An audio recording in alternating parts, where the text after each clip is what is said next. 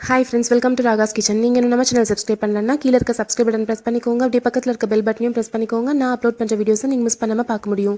Friends, இன்னைக்கு வீடியோல சுவையான கேரட் ஜூஸ் எப்படி பண்றதா ஃப்ரெண்ட்ஸ் பார்க்க போறோம். இன்னைக்கு நம்ம வந்து 2 டம்ளர் அளவுக்கு கேரட் ஜூஸ் பண்ண போறோங்க. அதுக்கு 3 கேரட் எடுத்துர்க்கேனா. இந்த மாதிரி ஃப்ரெஷ்ஷான கேரட்டா எடுத்துக்கோங்க. ஃப்ரெஷ்ஷான கேரட் எடுத்துட்டு அதை நல்லா கழுவிட்டு தோல் சீவிட்டு சின்ன சின்ன பீஸா நறுக்கி வச்சுக்கலாம்.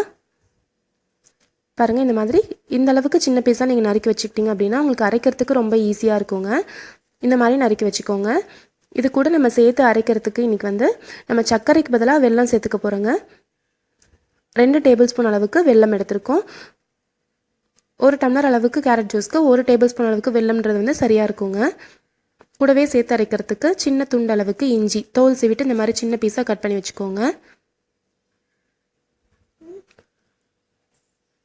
ஒரு அரை மூடி அளவுக்கு லெமன் ஜூஸ், எலுமிச்சப்பழ ஜூஸ் வந்து நம்ம சேர்த்துக்க போகிறோம். இது வந்து ஜஸ்ட்டு ஒரு புளிப்பு டேஸ்ட் லைட்டாக கொடுக்குங்க, அதுக்காக நம்ம சேர்த்திக்கிறோம். அதை ஃபஸ்ட்டு ஒரு மிக்ஸி ஜார் எடுத்துக்கோங்க. ஜாரில் நம்ம நறுக்கி வச்சுருக்க கேரட் துண்டுகள், அது கூடவே வெள்ளைப்பொடி, கூடவே லெமன் ஜூஸும் இஞ்சி துண்டும் சேர்த்து ஃபஸ்ட்டு கொஞ்சமாக மட்டும் தண்ணி சேர்த்திக்கோங்க. ஒரு 1/4 டம்ளர் அளவுக்கு தண்ணி சேர்த்து நல்லா அரைச்சி எடுத்துக்கலாம். அப்போ தான் உங்களுக்கு வந்து கேரட்டு நல்லா அரைப்படுங்க.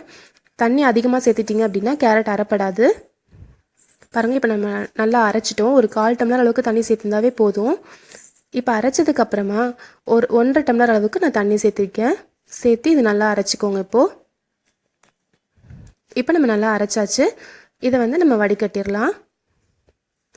உங்களுக்கு எவ்வளோ கேரட் ஜூஸ் வேணுமோ அதை விட ஒரு 1/4 டம்ளர் அளவுக்கு மட்டும் தண்ணி கம்மியாக சேர்த்திக்கிட்டா போதும்.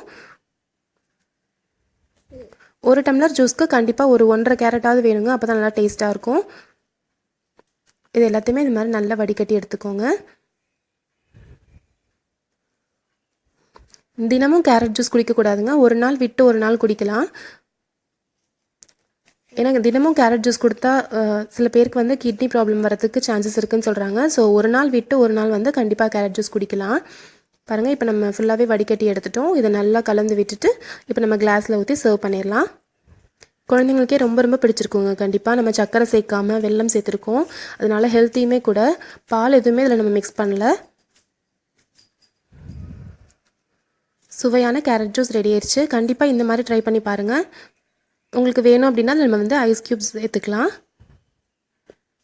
நம்ம இப்படியே குடித்தாலுமே ரொம்ப நல்லாயிருக்குங்க. உங்களுக்கு சில்னஸ் வேணும்னு நினச்சிங்கன்னா நீங்கள் கொஞ்சமாக ஐஸ் க்யூப்ஸ் 2 ஐஸ் க்யூப் சேர்த்துட்டு நம்ம வந்து சர்வ் பண்ணிடலாம். சுவையான கேரட் ஜூஸ் ரெடி ஆயிடுச்சுங்க. கண்டிப்பாக ட்ரை பண்ணி பாருங்கள். இந்த ரெசிபி உங்களுக்கு பிடிச்சிருந்துச்சுன்னா நம்ம சேனல் ராகாஸ் கிச்சனில் ஒரு லைக் கொடுங்க. ஃப்ரெண்ட்ஸ் கூட ஷேர் பண்ணிக்கோங்க. சப்ஸ்கிரைப் பண்ணி வச்சுக்கோங்க. தேங்க்யூ.